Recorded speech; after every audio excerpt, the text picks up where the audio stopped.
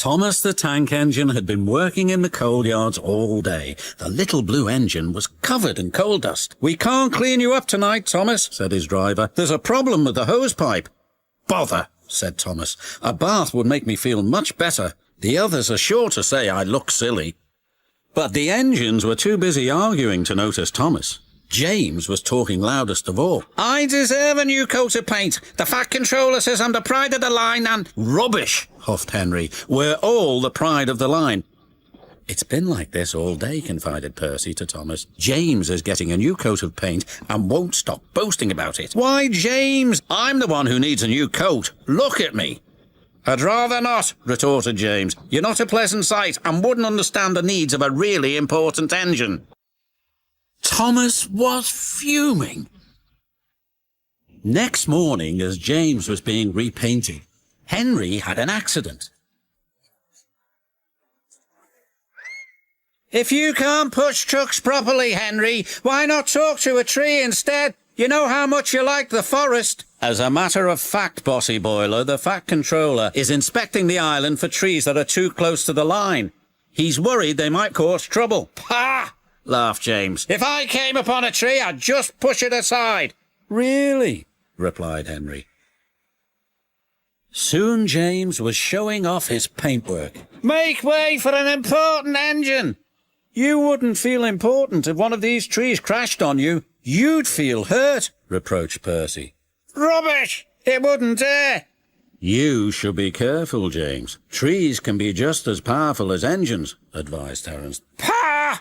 snorted James. "Now excuse me, the Fat Controller needs me to pull the express." And he huffed away. But James was wrong. "You must go to the yards and collect an important goods train, James. It's heavy, so be careful," said the Fat Controller.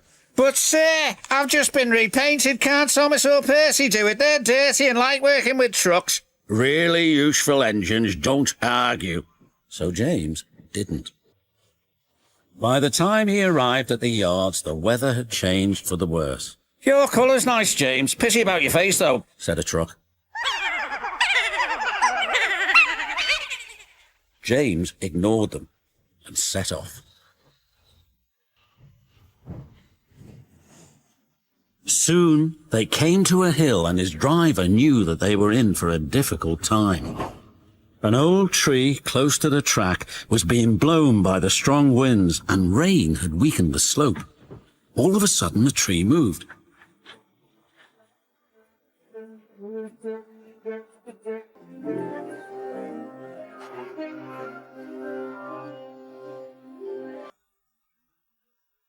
"Oh, help!" cried James. "Go away!" But of course the tree couldn't. James tried to reverse away from the tree, but his train was too heavy. Then he heard a whistle. "It's Thomas," called his driver. James felt embarrassed and worried that Thomas would laugh at him, but Thomas didn't. He knew that this was no time for teasing. "Beep, beep, I'm ready," whistled Thomas. "So am I," James replied. "As ready as I'll ever be."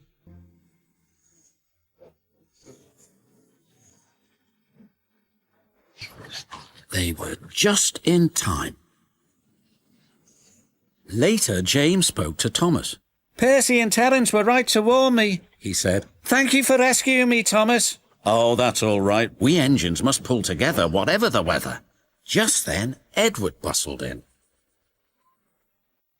"The Fat Controller thinks you're both brave engines. Thomas, you're going to have a new coat of paint, and James, the Fat Controller says that tomorrow you'll pull the Special Express." Everyone was very happy.